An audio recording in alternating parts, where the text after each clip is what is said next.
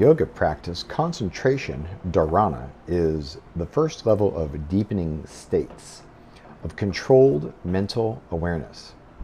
One-pointed concentration leads to meditation, dhyana, and culminates in superconscious trance, samadhi. From the Yoga Sutras of Patanjali, a study guide for Book 3, Vibhuti Pada, translation and commentary by Baba Haridas, a real master who passed recently. And this is interesting to me because I never thought of meditation in these three stages before. So first you have your focused awareness, and that leads to a state of meditation, which is the doorway to samadhi, or that realization of non-duality or oneness.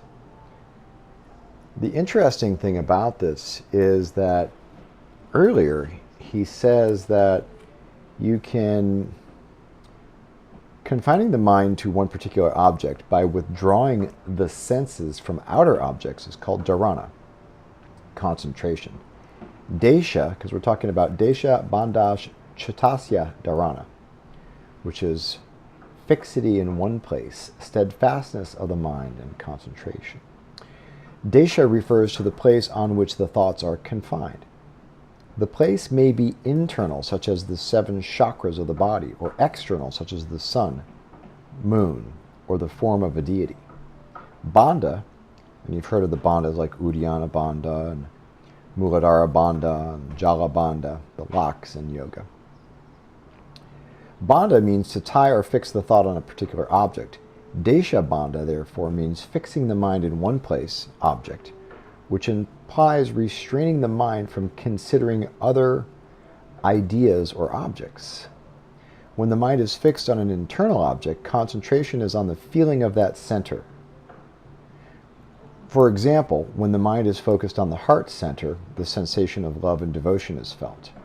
The mind gets fixed on the heart center by concentrating on that feeling. And in pratyahara, the senses are withdrawn from outer objects and the focus of the mind is turned inward. Well, this is really interesting because I was listening to Jörg Feuerstein the other day on the Lost Teachings of Yoga recording series from 2003. And he was talking about the 10 principles, the different types of yoga, and bhakti yoga being one, and the bhakti yoga being that heart sense of devotion.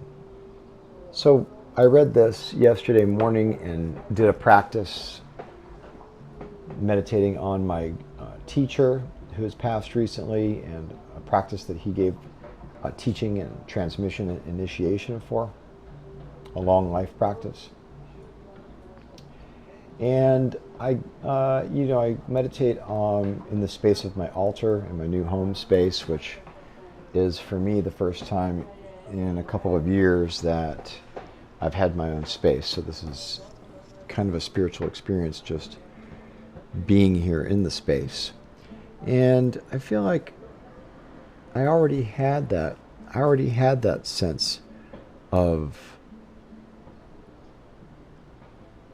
concentration or focus on the heart center. So I didn't have to reach. I didn't have to try. That was something that was already there. So this is in effect meditating starting where you are, which is amazing because it wasn't about, oh, I have to do this particular thing, or I have to do this, I have to find something to do, or and I've got a litany of practices that I've worked with, that I write about, and that I've taught, and that I practice. So I just thought it was interesting that I could focus in this way, not necessarily focusing, in the same way as you would on, the breath at the tip of the nose, or, something like that. So I did my practice with that intention and that focus, and it was amazing. It worked really, really well. And I just want to share that with you because you can take this any way you want. You can approach these things, as I always say, you can approach these things and craft your own way of doing things, which most of us in the West are going to do anyways, unless you're super devoted to a guru and you can trust that guru and you know what they're teaching and you want to follow it precisely. And in a way, you still have to adapt anyways. It's just like learning jazz and practicing your C major scale and what have you. I mean, there's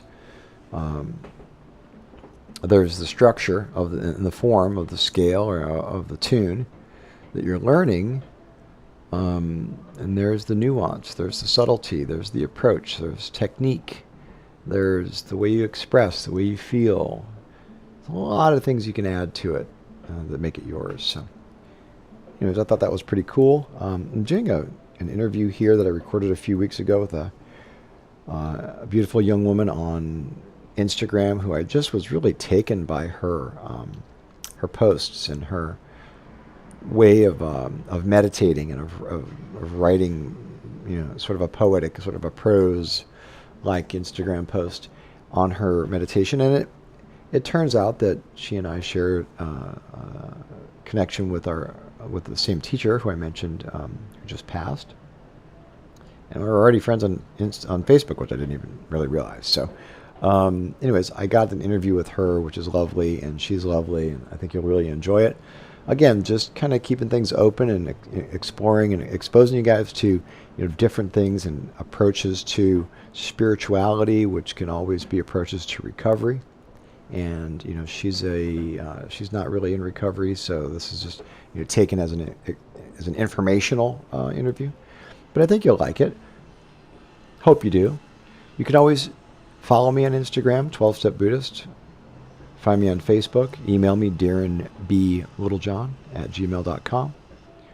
And if you have any thoughts, questions, I would appreciate reviews on the new books, The Yoga of Self-Compassion on Amazon, The Yoga of Letting Go, Book 2 in the Inner Game of Yoga Transformation, Yoga of Transformation series. How to find a spiritual teacher on some of the recent sexual misconduct issues and things around finding a good spiritual teacher. And I'm working on the Yoga of Being a Badass. That one is coming soon. I've got another 10,000, 7 to 10,000 words on that one. But I'm really trying to do a super good job on this and reflecting. It's kind of hard to, honestly, focus on what the great mystics, philosophers, yogis, and thinkers have said about, being, evolving into a super conscious state, and to say that I know something about that and how to practice it and how to apply it, particularly in light of my the past few years of experience where I've was brought to my knees by the hands of a psychopath. So I basically let myself get really dragged out of my Dharma practice. Not totally out. I did yoga every day. I did fitness every day. Sometimes I did 2 yoga classes a day.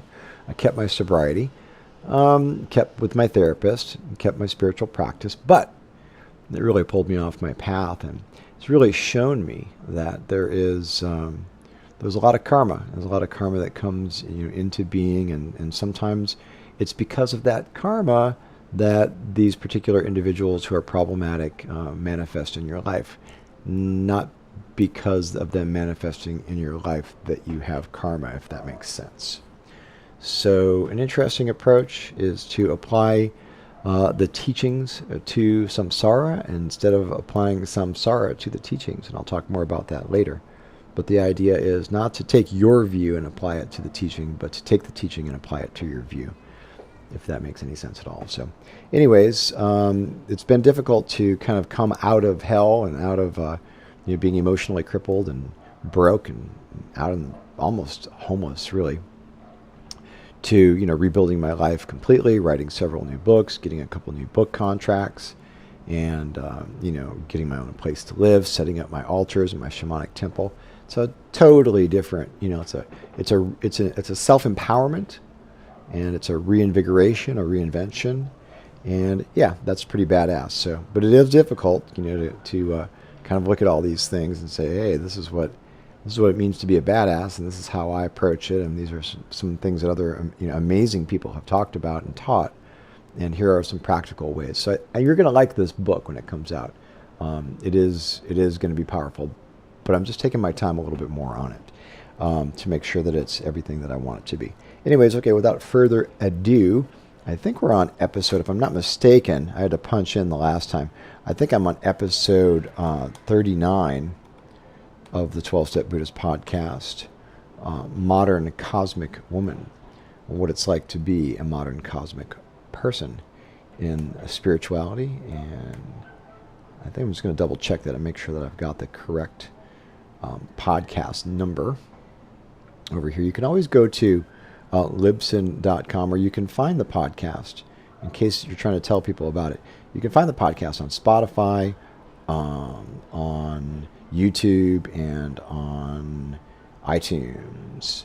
So let's just take a quick look here and see what that episode was. My very last one last week was number 38. So yeah, this is episode 39. And without further babbling from me, here you go. Enjoy. Good evening and welcome. So I would like us to just kind of drop in and set space before we dive in. So if you'd like, if you would just find yourself in a position that is comfortable for you, whether that's sitting comfortably or lying down, totally up to you. And just take a time to notice your breath and come into that space. At this point, you don't have to make the breath do anything. It's about noticing what it feels like, the sensation of it being a part of you.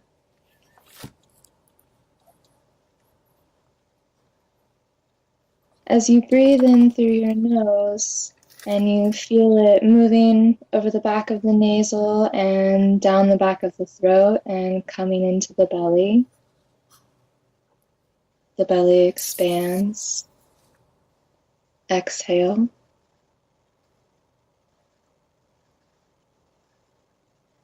Take a moment to notice as you breathe what you hear around you also. So where I am, I can hear crickets and dogs barking. Where you are, you might hear sirens or your neighbor. And it's not to judge these sensations, but to notice them, just like your breath.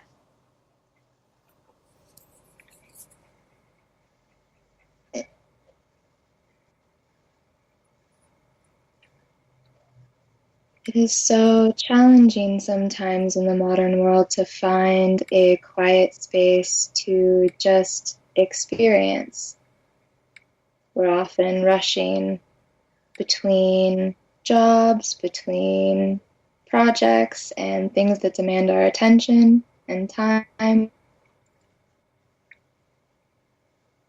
But our experience and our sensation is the foundation of our life. And sometimes just sitting in that space and allowing,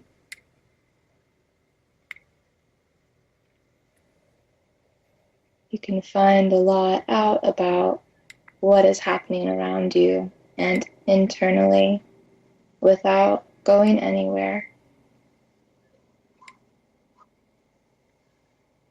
Continue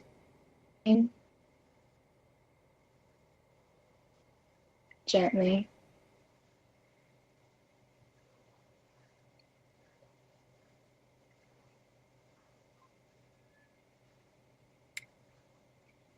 And when you're ready, you may open your eyes softly and come back into the body. And here we are. And here we are. Welcome to, well, let's welcome who I know as, I think it's Modern Cosmic Woman. Is that right? That is correct. On Instagram. Now, would you like to be known as that, or do we want to know who you really are, or do you want to stay under the Instagram? If you can, I'm totally fine with being a living legend, but my name is Ella, and you may call me so. Well, Ella, thanks very much for coming on to the 12-Step Buddhist podcast. For those in the listening audience, we just connected on Instagram, and I really like certain people and how they write and photograph and present themselves. And it's very interesting because I read a couple of pieces that you wrote, and I was so, as a writer, okay, I have an experience as a writer where at one point I would read something that was very transcendent. For me, it's something like Cormac McCarthy. Um, it's just the kind of rhythm and spacing of words. It's very um, evocative of a spiritual feeling. So I've been able to get into that mode myself when I write. And I pretty much won't write unless I'm writing from that mode now. I mean, I've trained myself over the years, but when I read a couple of your posts, I was automatically felt this spiritual feeling. It's like good poetry or some really nice Bob Dylan song or something like that. So I thought, well, who is this person? And we started chatting a little bit. And I think the reason why I asked you to come on the show is because one of the posts that you made, I thought maybe you got that from somewhere, and I asked, did you write that? And you said yes. I said, I got to get you on there and have you lead a meditation and just have people share. So have people understand, where you're coming from and your spirituality, especially being in Taos and so forth. I've been in Taos and I've done some healing work there and in Santa Fe and Albuquerque, and have a Awesome. good friend in Taos, and connected with the Buddhist community there a little bit. But anyways, the whole reason why I'm having you on the show is because I connected with your spiritual lyricism, I'm going to call it. So talk about that a little bit. How do you write, and what kind of zone do you get into? How is that for you? Hmm. Oh, that's a great question. Um,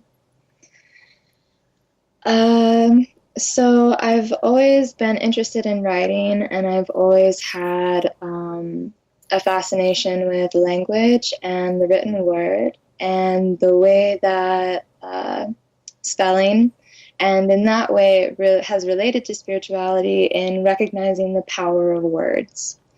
And so they structure our reality, they structure our thoughts, and the metaphors and the languaging that we use are stories that we use to make a part of our makeup and our experience. So we have myths throughout time, which are not so far distant stories, but they are aspects that brought us to this point that we learn of. So when I write for myself, it's tapping into the metaphor and the lyricism that comes from prayer and ritual. So I grew up in the Roman Catholic Church originally, and I have studied a wide variety of other practices throughout my life: Dzogchen, Tibetan Buddhism, Wiccan spirituality, earth-based spirituality, and I had recognized throughout time that there was a common core and a common thread. And I noticed that when I practice ritual, or when I'm in a state of prayer that's really truthful and not just a recitation, that what comes through is a little bit more metaphorical. And so when I write, it is speaking of a thing, and yet it's not speaking of the thing. It's like a code for experience. And I think a lot of people get it because we all have an understanding to some degree of metaphor. And so if you have a spiritual sensation of that, it's a truth for you also. This is why I wanted to talk with you. I love that. And I feel like, let me just correct my spelling on your Instagram so people can find you. It's Modern Cosmic Woman, but it's Womxn. That's right. And we'll find when your trip has gone bad and a nice girl at the festival tries to take care of you. I come bring, I come bringing, bearing coconut water, crystals, and good vibes.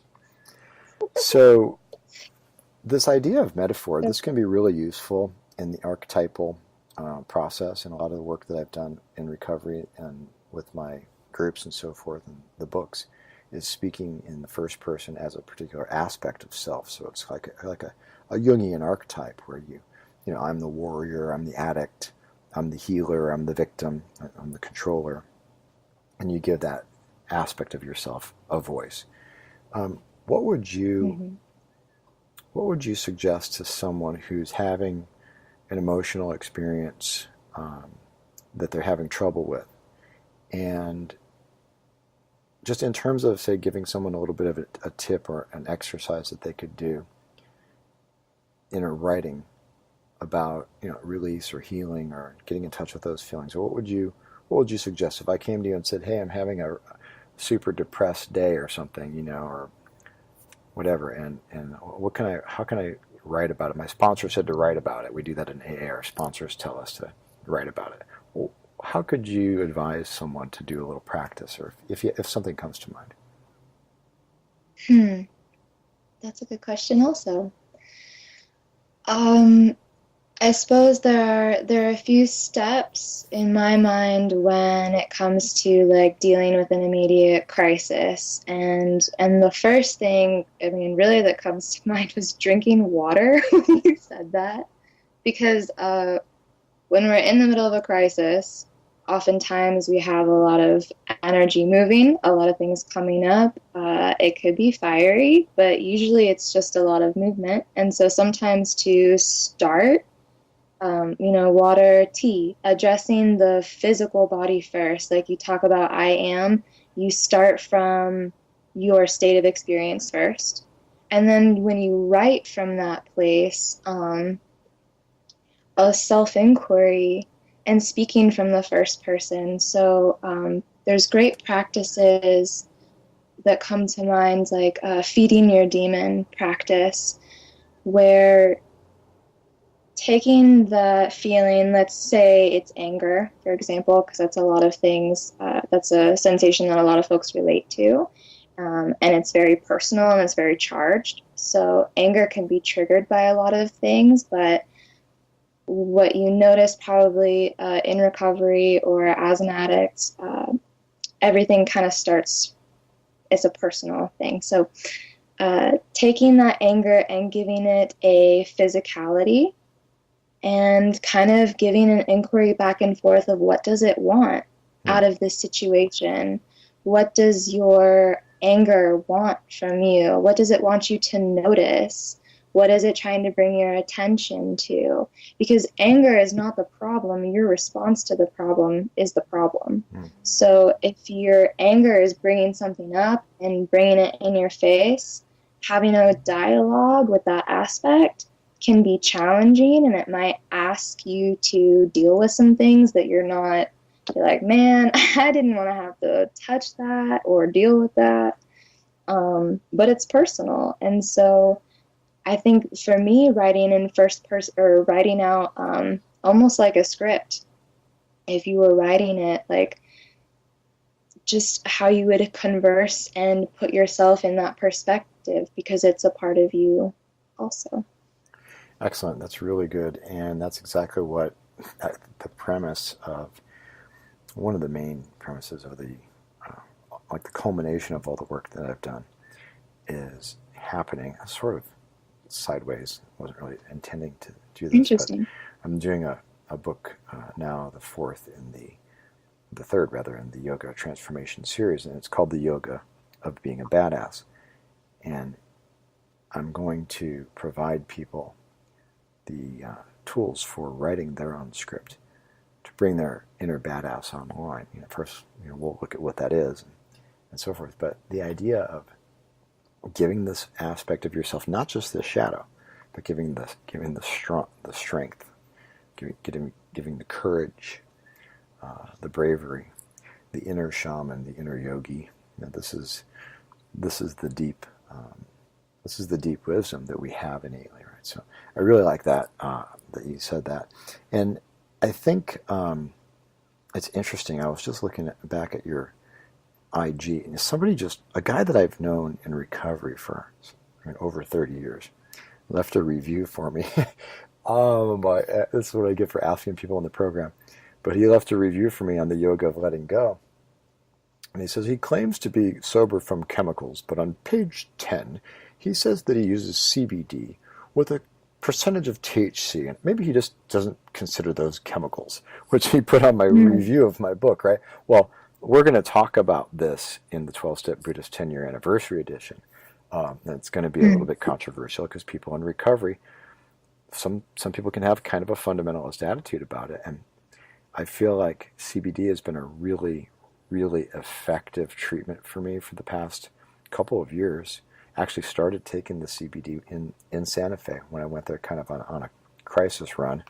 And, low THC content, like I don't know if it's 1% or 0.01 or something like that, but it's so minimal that I've never felt a slight bit of a high or anything psychoactive. I just feel my brain relax, and very subtle, and it helps me to be a little bit calmer.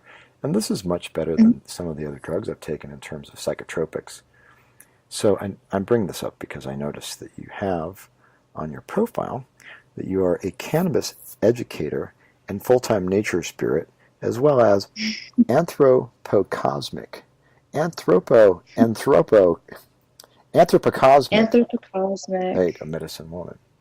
We can talk about those other things, but let's talk about the cannabis education in terms of CBD and its effects. Sure. And we'll leave out the issue of whether or not it's a chemical for people in recovery. We'll leave that. We'll let people figure that out for themselves. But just from your point of view as a healer.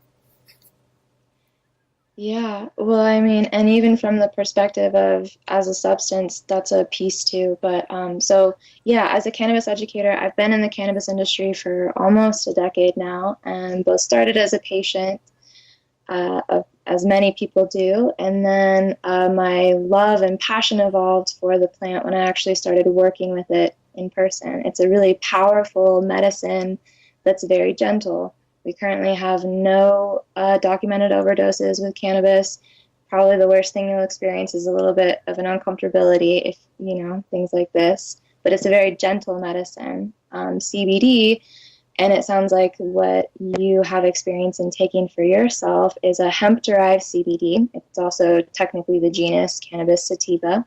But it grows with, like you said, a lower THC ratio. So basically, our government says as long as it's under 0.3% THC, it's considered hemp.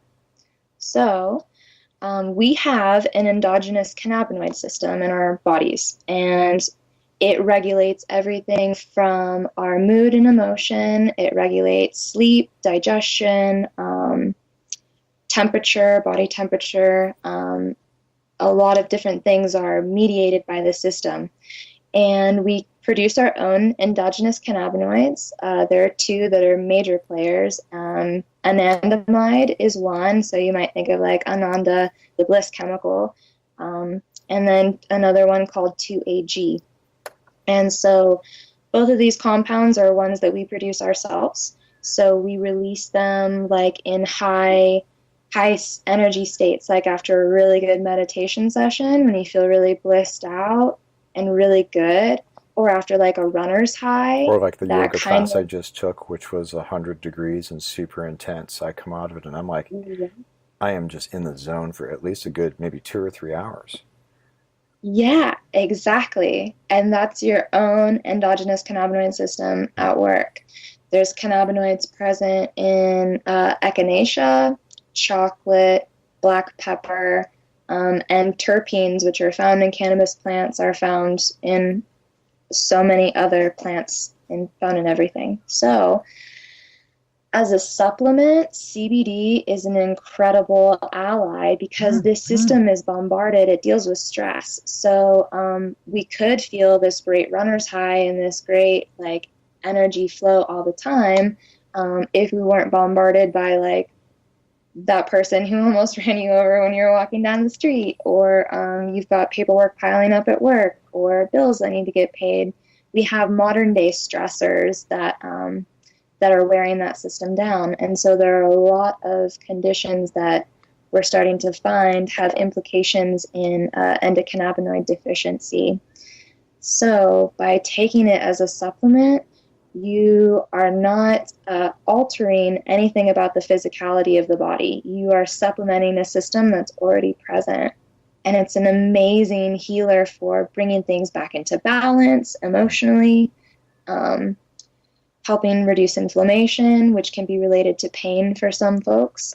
So there's a ton of health benefits for consuming CBD as a health supplement. Yeah, and I guess the guy that I get it from is a guy that has his lab up in Northern California, and I think he said that he does something called a whole plant version, which is an ACDC variety. You may know more about that than I do, but it's different than the hemp versions that they grow in, say, Colorado or something like that. For some reason, it's more. I guess it's just a different way of doing the formula to get the CBD. But it is, he said, if you're gonna get high, you don't want to wait. Why would you waste your money on CBD? Because you'd have to use so much of it. It's not about getting high. You can just buy some pot, right? By the time you get and extract all the CBD compound out, you'd have to take so much of it anyways to get high. And then, you could just smoke some pot instead. So this was, and the idea of plant medicine, in shamanic healing, in recovery. Maybe we'll talk about this on another episode, because I try to keep these around, 20, 30 minutes. But the idea of using San Pedro ayahuasca as plant medicine for healing, for recovery, a lot of people, there's a lot of people in recovery who are doing this, and there's a lot of controversy about it. So, and that's a big consciousness altering experience. And the CBD is not a big experience. It's really, like you're saying, just like coming off of a good run or a nice yoga class. And it just, you take a little bit of it, and over time, I guess in a way, from my experiences, over time, it's trained my brain to be more relaxed, even without it. So I may take it every day for a couple, 3 months, and then I don't take it for a month, but I'm still able to bring myself into that space. Absolutely. You're bringing that system into balance, and you're supplementing it. And I think the research that we're starting to have now about utilizing plant medicines and what might be considered psychedelic or psychoactive plant medicines or medicines in general to shift perspective for folks and to bring an awareness and understanding. And I understand where the controversy comes from, but it seems to me like with cannabis, it's rooted in a misunderstanding of how these experiences can really form people. It's not for everyone, not everyone needs to go have an ayahuasca experience to experience sobriety or to experience an expanded life, but it might be something that comes into your path, and it might be the medicine that you need to shift. Yeah, I'm pretty open to things because I've been around the deal for over 30 years, and I've written extensively about it just in terms of the shortcomings of the various traditional systems and paths. This is why I wrote the 12-step Buddhist to begin with, because there's a like a traditionalist sort of view, a fundamentalist kind of view, and sort of a patriarchal, Christianity oriented sort of doctrinal kind of attitude in the AA literature. Yet it's so profound, it's so powerful, that how is it connected to, similar, or different from Buddhist thought? For example, and I'm doing the same thing with yoga, and I'm finding that there's just so many interesting commonalities and common threads between these various spiritual systems. Now, the other thing I thought was super interesting is that I didn't even realize I did not know we were on Facebook. So I saw you on there. I was like, wait a second, that's funny. I did not know that we share the same teacher, or that at least you've had contact originally with the same community that's my primary teacher that I've been involved with since 2006. So that's really cool. And I feel like I feel like, that, what we're talking about is relevant to people in recovery on the levels of being able to come in touch with different types of therapies, medicines, meditations, modalities, and systems to heal the whole self. Mm-hmm. So as Yeah. I want to say it right, as a, how did you say it? Are you looking at anthropocosmic? There you go. I was trying to look it up. Yeah, say it, and then tell me what that means. Right. So, anthropocosmic is a perspective in which one recognizes that they are basically fundamentally one with the universe, that we are a human expression of the cosmology. And so it's a term that really struck a chord with me. And what came to mind and what you were just last saying is giving, like, what are these common threads with these teachers and with 12-step program and all, let's just say, like, every system that works to give people a path. Tibetan Buddhism is the diamond path, the lightning path. You are there, like they put you there. And correct me if I'm wrong, the symbol for the 12-step program is the circle with the triangle for the emblem. Yep. So there's another component in a way, but it's a symbol for the Philosopher's Stone as well. So in alchemy, the Philosopher's Stone relates to all aspects of the one self. So we have the circle, which is the whole self, the triangle, which is the body, mind, and spirit. And then inside that triangle, we have a square, which represents the 4 elements. And so when we and that pattern continues on in each direction. So I find it really beautiful and really interesting that the symbol for recovery involves this symbol for truth realization, where everything is encompassed in the whole. And all of these moving components that play a part. Really beautiful. Yeah. I think that we should do some more work and some more talking. We're down to the end of the time that we have for this particular podcast. But I feel like, this is a thread that I've been studying and enjoying for a really long time. Just even in researching this new book, seeing for example, the different thinkers that I'm reading to try to understand some different aspects of yoga and Buddhist philosophy and Hermetic magic and things like this. And I feel like it's more than coincidental. It's serendipitous when you get onto the path and you start to see the similarities, not the differences, right? Absolutely. It all goes to one common thread. Well, I love that. I love that because I've called it, I think in the first book I called it looking for the common thread to weave together your spiritual garment, to wrap yourself in.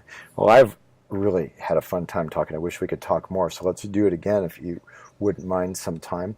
I'll put the podcast together and send it out to the people. Is there anything else, any way that you would like people to contact you if they have questions or just want them to find you on Instagram and hit you up? That is, Instagram is a fine place if you'd like. I'm also, if you're interested in learning more about cannabis education or different aspects of spirituality, I am building a site. It's actually built right now to showcase more of this work and to give more resources for folks as far as it relates to cannabis education, which is a huge piece of my life, but also plant medicine, the Hermetic arts, healing arts, and all those things. So it's a work in progress, but it is up. And if you would like to go there, it is darahealingarts.com. And that's DHARA healingarts.com. Beautiful. Fantastic. Well, thank you so very much. I've really enjoyed it. And we'll check in with you on Instagram. Awesome. Sounds good. Thank you much, Darren, and have a lovely evening. Namaste.